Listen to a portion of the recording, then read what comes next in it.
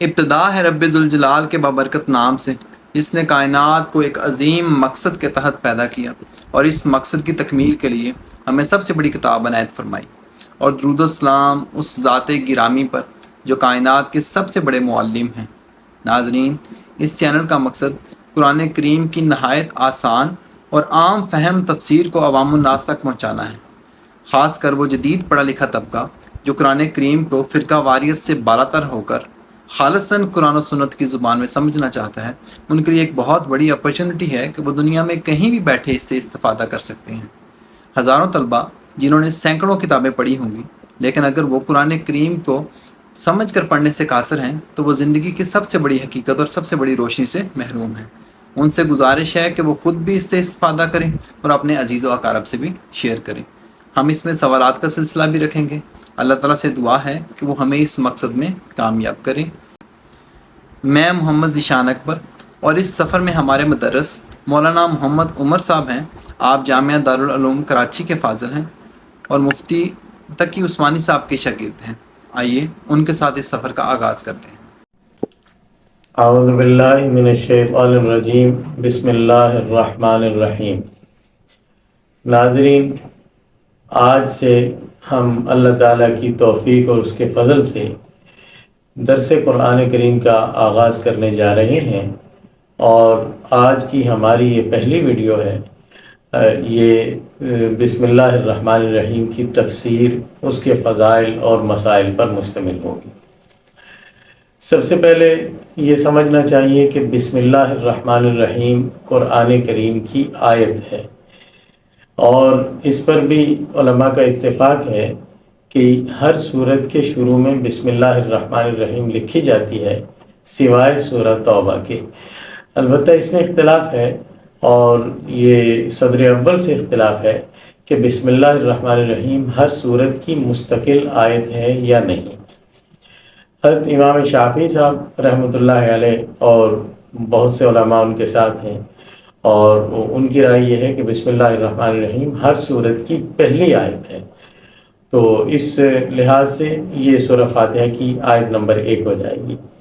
اور بہت سے علماء امت اس طرف ہیں کہ بسم اللہ الرحمن الرحیم ہر سورت کی آیت نہیں ہے، بلکہ یہ سورتوں کے درمیان فصل کرنے کے لیے الگ حیثیت سے نازل ہوئی ہے، یعنی یہ قرآن کریم کا حصہ تو ضرور ہے، لیکن یہ کسی سورت کی آیت نہیں ہے۔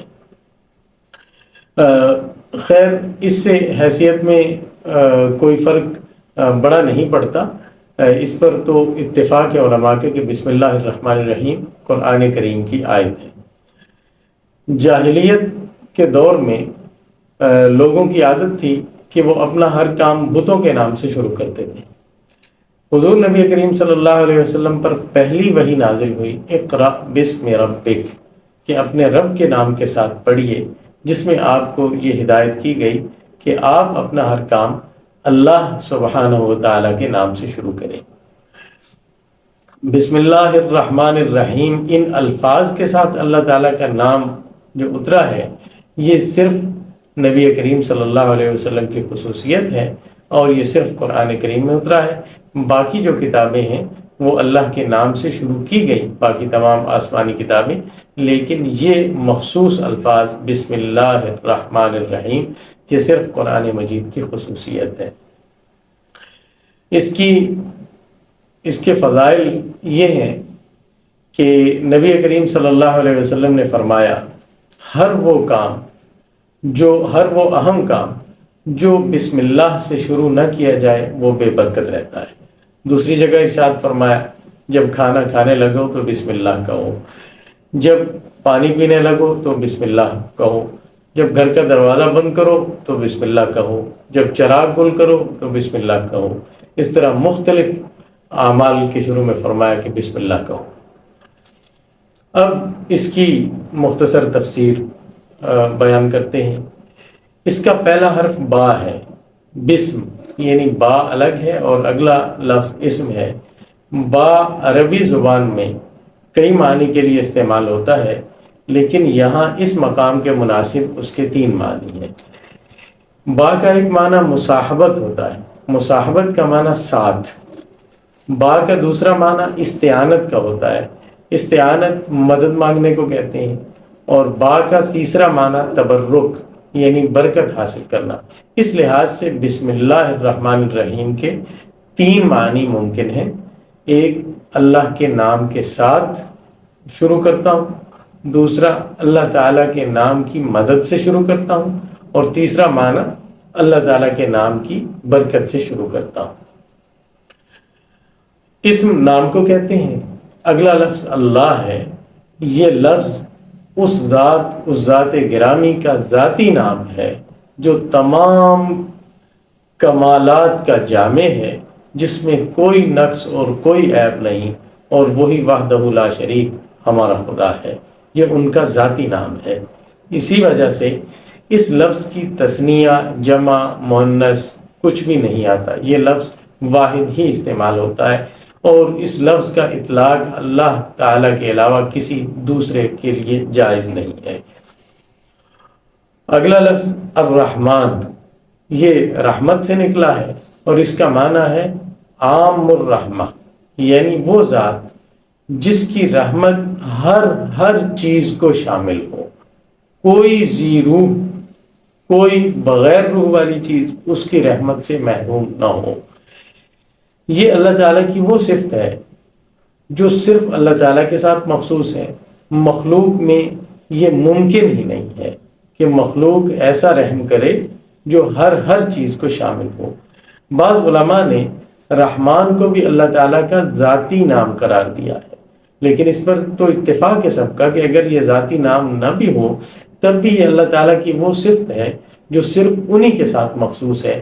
اس کا بھی تثنیہ، جمع اور مؤنث نہیں آتا، اور اس لفظ کو بھی اللہ کے غیر پر بولنا جائز نہیں ہے۔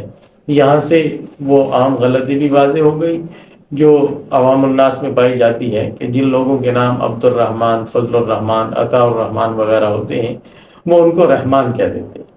یہ جائز نہیں ہے۔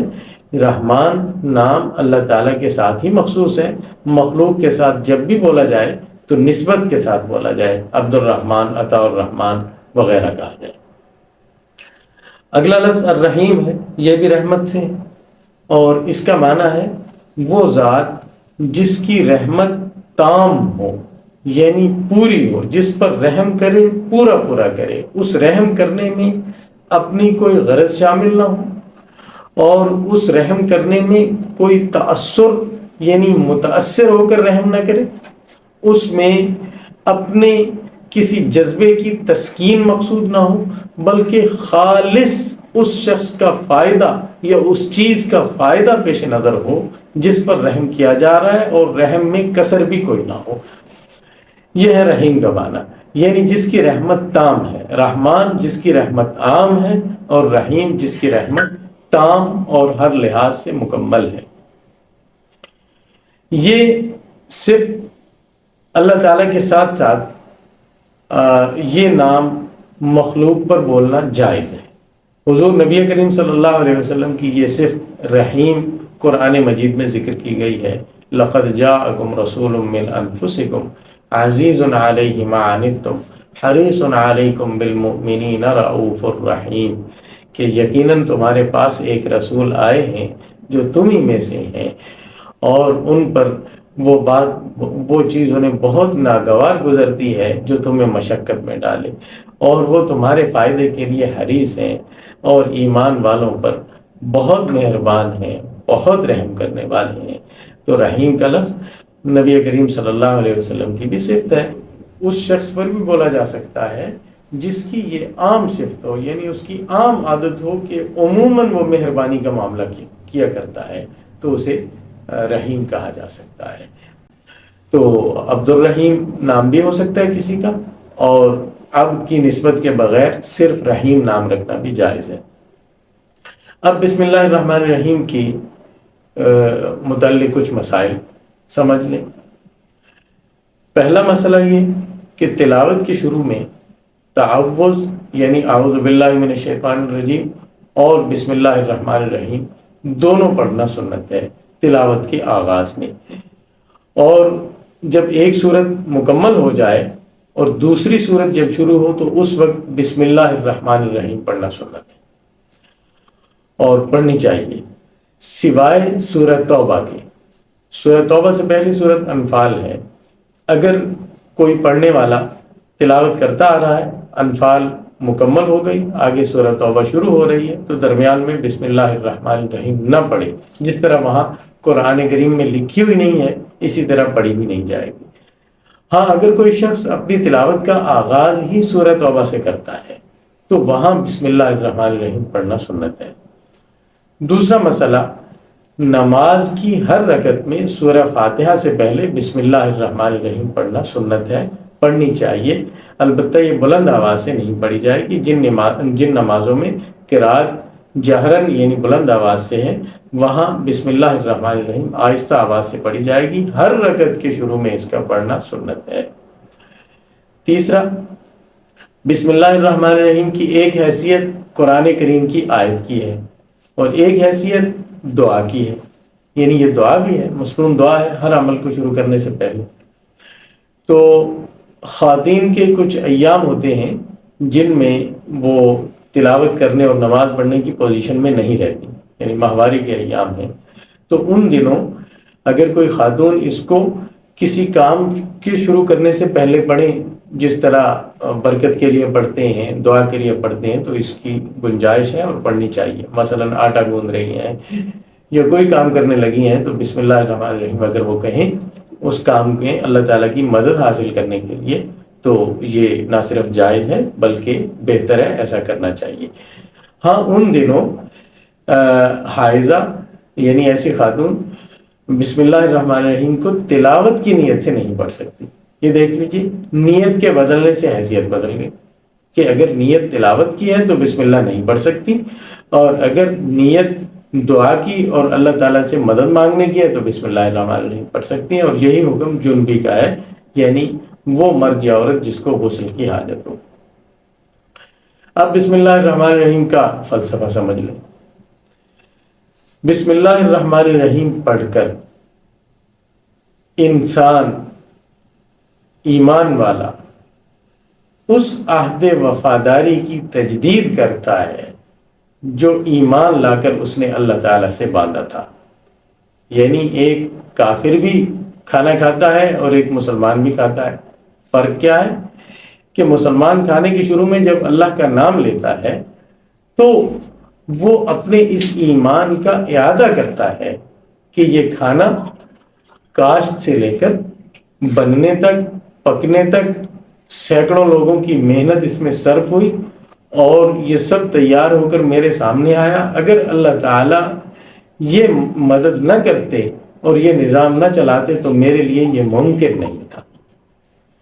بسم اللہ الرحمن الرحیم کہہ کر انسان اپنی زندگی کا رخ مخلوق سے ہٹا کر خالق کی طرف پھیر لیتا ہے اور اس کی دنیا بھی دنیا نہیں رہتی، دین بن جاتا ہے۔ خالص ذاتی ضرورت کے کام، کھانا کھانا ہماری ضرورت ہے، پینا ضرورت ہے، دیگر کام ہماری ضرورت ہے، یہ وہ چیزیں جو خالص دنیا تھی اور ہمارے جسمانی یا طبعی تقاضے تھے، صرف اس ایک کلمے بسم اللہ الرحمن الرحیم سے وہ سب کے سب دین بن جاتے ہیں۔ وہی چیزیں جو عادت یا ضرورت ہیں وہی عبادت بن جاتی ہیں۔ تو بسم اللہ الرحمن الرحیم وہ اکسیر اعظم ہے جس کے ساتھ خاک کا سونا بنتا ہے۔ حضرت ارمیہ علیہ السلام اللہ کے ایک نبی گزرے ہیں، ان کا گزر ایک قبر پر ہوا جہاں مردے کو عذاب ہو رہا تھا۔ کچھ عرصے کے بعد پھر گزر ہوا تو وہ آدمی راحت میں تھا، اس سے عذاب قبر ہٹا لیا گیا۔ تو انہوں نے اللہ تعالیٰ سے عرض کی کہ یا اللہ ان کا کیا معاملہ ہے؟ تو اللہ تعالیٰ نے بتایا ان کو بذریعہ وحی کہ جب یہ شخص فوت ہوا تو اس کے گھر میں بچہ پیدا ہونے والا تھا اور یہ شخص گناہگار تھا، اپنے گناہوں کی وجہ سے عذاب کا مستحق ہوا، اس کو عذاب ہو رہا تھا۔ وہ بچہ بڑا ہو گیا، اب اس کی ماں نے اسے مکتب میں بھیجا اور مکتب میں استاد نے اسے اللہ تعالیٰ کا نام پڑھایا۔ تو مجھے یہ شرم آئی کہ اس شخص کا بیٹا زمین کے اوپر میرا نام لے رہا ہے اور میں زمین کے اندر اس کو عذاب دوں۔ اس سے مجھے شرم آئی اور میں نے اس سے عذاب کو ہٹا دیا۔ تو حقیقت یہ ہے کہ بسم اللہ الرحمن الرحیم ایک عظیم خزانہ ہے جو انسان کو، حدیث شریف میں آتا ہے کہ جب گھر کا دروازہ بند کرو رات کو تو جب بسم اللہ الرحمن الرحیم پڑھ کے بند کرو، بسم اللہ الرحمن الرحیم پڑھ کے جب گھر کا دروازہ بند کیا جائے تو شیطان اس گھر سے نکل جاتا ہے۔ اور اس کے علاوہ اس کے دیگر فضائل بھی ہیں۔ اللہ تعالیٰ سے دعا ہے کہ اللہ تعالیٰ اپنے کلام کے ساتھ ہمیں سچا اور پکا تعلق نصیب فرمائے۔ اگلی ویڈیو کے ساتھ انشاءاللہ حاضر ہوں گے۔ اللہ حافظ۔